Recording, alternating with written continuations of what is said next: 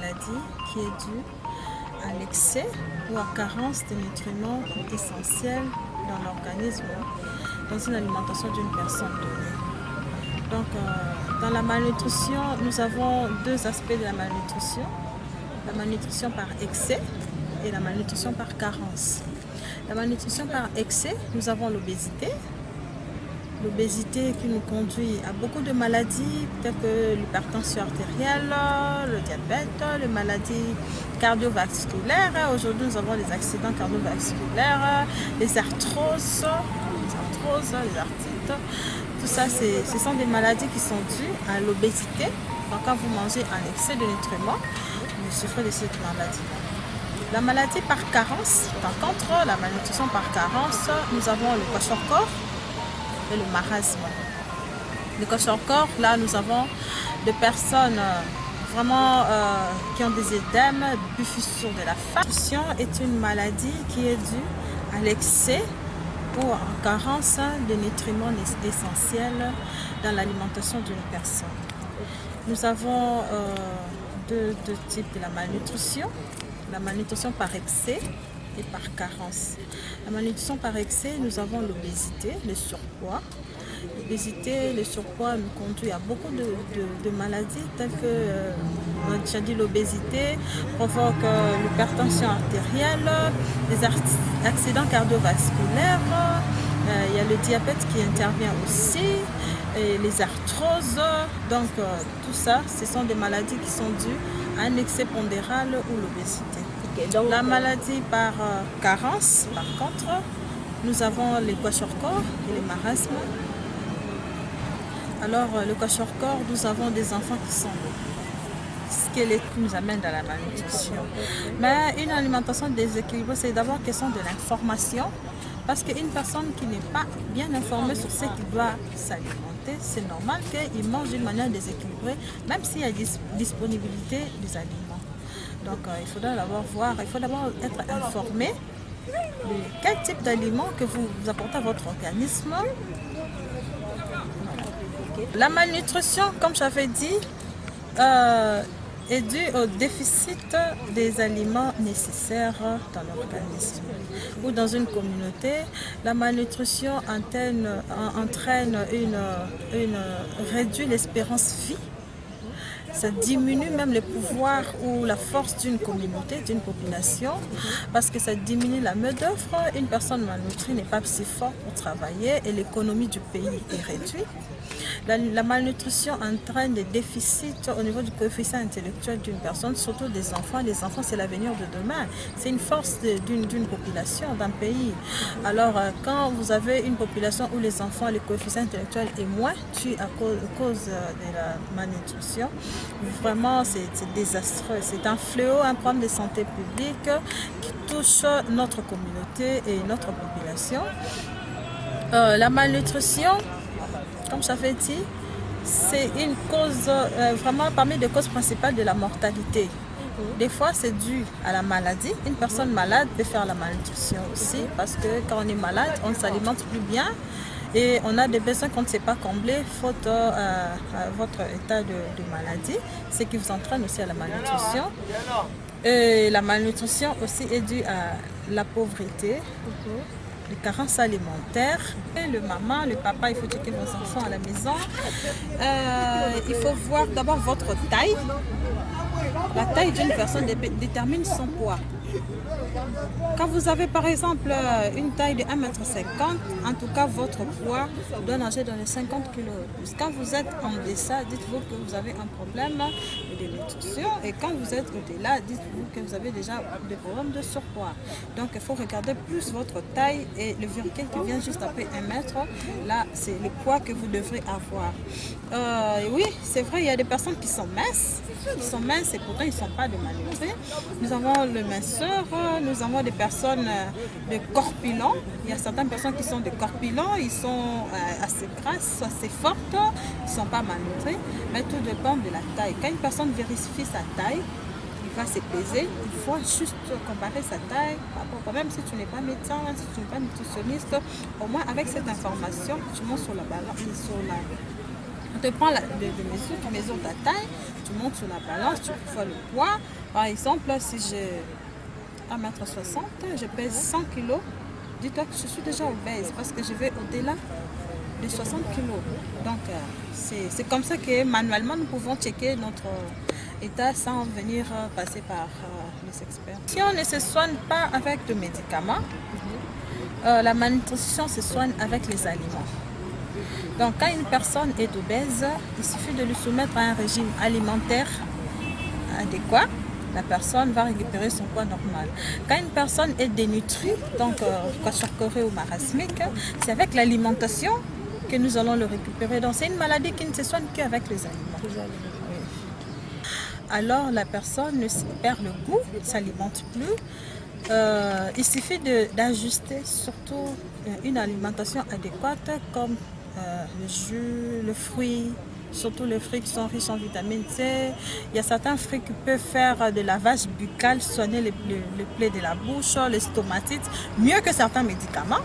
Alors, il suffit seulement d'être informé de quels fruits il faut consommer pendant cette période pour laver, nettoyer vos plaies, les stomatites qu'on appelle, les stomatites de la bouche, et vous permettre de vous alimenter.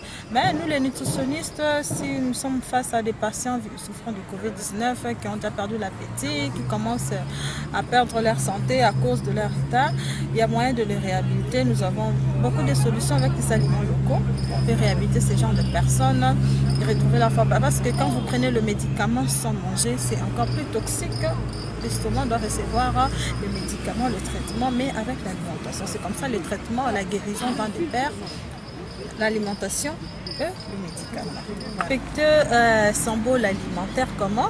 Il faut manger les 3 catégories d'aliments. Nous avons les aliments qui construisent le corps, comme les protéines. Nous avons des vitamines. Nous avons de l'énergie. Une bol alimentaire bien comblée doit représenter ces 3 groupes d'aliments. Donc pratiquement nous pouvons dire ceci. Vous avez le poisson, les légumes, le poisson ou les viandes. Vous avez vos légumes. Vous avez des céréales ou les accompagnants. Ceux qui accompagnent comme tous les aliments de base comme maïs, semoule, foufou, riz, banane, plantain, patates, taro et autres, tout ça. Donc vous avez des sources d'aliments protidiques comme des viandes de poisson qui sont des très bonnes sources de protéines. Vous avez les légumes comme source des éléments minéraux et vous avez les céréales comme source d'énergie. Quand vous mangez ces 3 groupes d'aliments dans une assiette, dites-vous que là vous avez bien mangé. Il ne faut pas oublier le fruit pour compenser parce que des fois nous vantons de préparer, de manger des légumes, mais nous les préparons mal aussi. En prenant beaucoup de temps au feu, certains éléments minéraux déjà s'en vont avec la température et la chaleur et les temps que nous prenons. Alors pour compenser, il faut nécessairement prendre des fruits, accompagner des fruits. Là tu manges, tu dis que j'ai très bien mangé. Ce n'est pas question de la quantité, mais plus de la qualité de l'aliment que vous avez consommé. Parce que quand une personne mange ces 3 groupes d'aliments, je pense que ça toucherait déjà sa satiété. Au lieu de manger 8-6 boules de foufou avec quelque chose dans le sec là. Voilà. Pour les personnes kwashiorkor, là ils doivent se soumettre à un régime hyper protidique parce que le kwashiorkor est dû vraiment aux carences en protéines. Quand vous n'avez pas de protéines dans votre corps, vous avez des fissures de face, vous avez les édèmes, vous avez un corps vraiment squelettique et des bouchons. Alors là, une alimentation hyper protidique vraiment corrige sérieusement cet état rapidement et réhabilite sérieusement. Les aliments riches en protéines, les protéines nous les trouvons dans le soja, la viande, le poisson, les œufs. Voilà, ce sont des très bonnes sources de haricots, ce sont des très bonnes sources de protéines, le lait aussi. Ce sont des très bonnes sources de bonne qualité de protéines que nous pouvons recommander ou conseiller aux personnes qui ont ce genre de problème. Mais à défaut, quand c'est grave, il faut amener à l'hôpital parce que le kwashiorkor tue sérieusement. Ça tue parce que ça diminue le système immunitaire. Vous êtes devenu plus vulnérable, plus malade même que la maladie elle-même. Et c'est comme ça, ces enfants ou bien ces personnes-là meurent facilement parce qu'ils n'ont plus de sécurité à l'intérieur, leur défense immunitaire est réduite. Alors là, il faudra vraiment les amener à l'hôpital ou voir les experts pour faire une réhabilitation rapide En moins de 2-3 jours, déjà, la personne retrouve sa santé. Quand on dit la malnutrition ou la sous-alimentation ou la dénutrition, c'est dû à une mauvaise alimentation ou une alimentation insatisfaite ou déséquilibrée. Quand une personne est malade, surtout les personnes corées ou bien les personnes marasmiques, peut-être quelqu'un qui était malade pendant longtemps, il fait la malnutrition, on ne peut pas les soigner avec le médicament. Même si vous donnez des viandides, des protéines d'origine médicale, ça ne marche pas avec ça. Parce qu'il y en a dans certains aliments, nous trouvons bien, pas seulement les protéines, il y a beaucoup de seulement minéraux qu'on ne trouve pas dans le médicament. Et il faudra savoir que certains médicaments sont fabriqués en base des aliments. Donc là, on préfère réhabiliter rapidement avec la nourriture qu'avec le médicament. Donc avec l'expérience que nous avons, la réhabilitation se fait plus rapidement avec l'aliment qu'avec le médicament. Et pour cela, ce sont ceux qui sont victimes des accidents cardiovasculaires. Tu vois, quelqu'un, moindre pépin, une meurt de mort subite, ça réduit l'espérance de vie parce que vous êtes en train de forcer votre organisme à accepter un poids qui ne vous appartient pas. Quand vous forcez votre corps à avoir un surpoids plus rapidement, vous réduisez même votre espérance de vie. C'est comme ça que ces gens-là meurent si facilement, ils deviennent encore de plus en plus fragiles. Si quelqu'un veut grossir, il n'a qu'à manger sérieusement, calmement et attendre le temps et à éviter le stress ou autre. Il pourra grossir. S'il n'a pas d'appétit, il y a des aliments qui stimulent, qui donnent l'appétit au lieu de prendre des vitamines. Il y a des aliments, quand tu manges ça, tu as déjà faim. Des aliments naturels, dès que tu consommes, tu as faim. Autre, il pourra grossir. S'il n'a pas d'appétit, il y a des aliments qui stimulent, qui donnent l'appétit au lieu de prendre des vitamines. Il y a des aliments, quand tu manges ça, tu as déjà faim. Des aliments naturels, dès que tu consommes, tu as faim. Comme quel aliment par exemple? Comme le soja, quand tu prends le thé de soja, quand tu prends la patate douce, la sauce de patate douce, surtout chez une personne malade, quand vous préparez ça vraiment en sauce, il mange, il a tendance à être rassasié et après il aura très faim. Il y a des aliments qui sont riches en fibres, par exemple le fruit, quand tu en consommes, tu te sens rassasié. Après quelques temps, ça se digère rapidement et tu as très faim. Tu as très faim même plus que quelqu'un qui avait plus de vitamines. Donc il serait mieux de manger, de se soigner par les aliments que de prendre des produits chimiques ou médicaux pour créer certaines transformations rapides de notre corps. Il faudra savoir que prendre du poids, c'est réduire notre espérance de vie, c'est réduire notre durée de vie sur Terre. On doit se le dire. Quand tu es plus grand, plus gros, sache que tu n'as pas beaucoup de jours sur Terre parce que le poids pèse sur le corps et le corps ne supporte pas ça. Ça te crée beaucoup de maladies, ça te crée des problèmes des articulations, tu ne sauras plus marcher, ton cœur va commencer, parce que c'est le cœur qui supporte le poids que nous avons. Ton cœur ne va plus supporter, ça va te créer des hypertensions, ça va te créer beaucoup de choses, des ulcères et autres. Tu te retrouves avec d'autres maladies qui n'étaient pas destinées à cause des forcing. Et tu meurs. Donc, ce sont des personnes qui meurent si rapidement. Le sport est très important dans la vie d'une personne.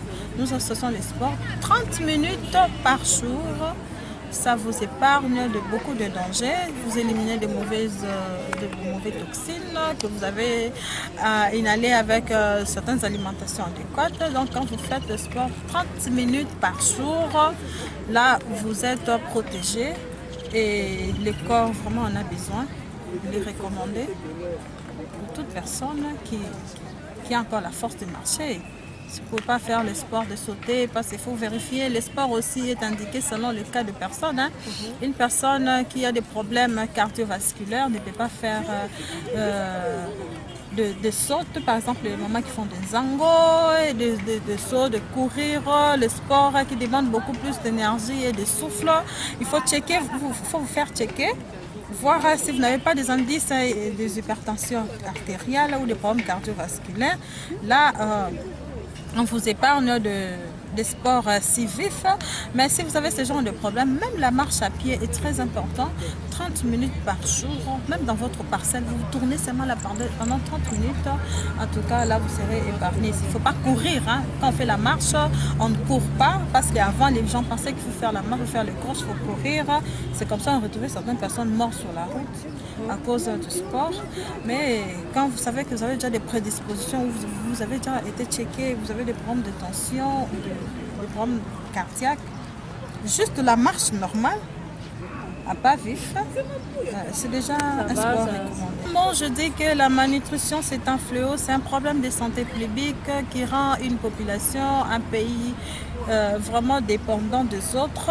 Parce que quand vous avez des problèmes, beaucoup de personnes qui sont malnutries, ils sont faibles.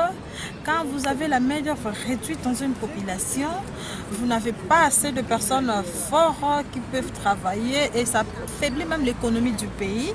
Donc, surtout si vous avez des enfants qui commencent la malnutrition de le bas âge, il faut vraiment éviter parce que les enfants, c'est l'avenir de demain. C'est l'avenir de demain. Quand les grandes personnes commencent à faire la malnutrition, dites-leur que leur espérance de vie, leur longévité est réduite. Donc nous devons vraiment ensemble travailler pour lutter contre ces fléaux qui nous dérangent. Quand tu manges correctement, tu ne tomberas jamais malade. Le père de la médecine a dit que ton aliment soit ton médicament. Quand tu manges correctement, tu fais le sport correctement, tu ne vas jamais tomber malade.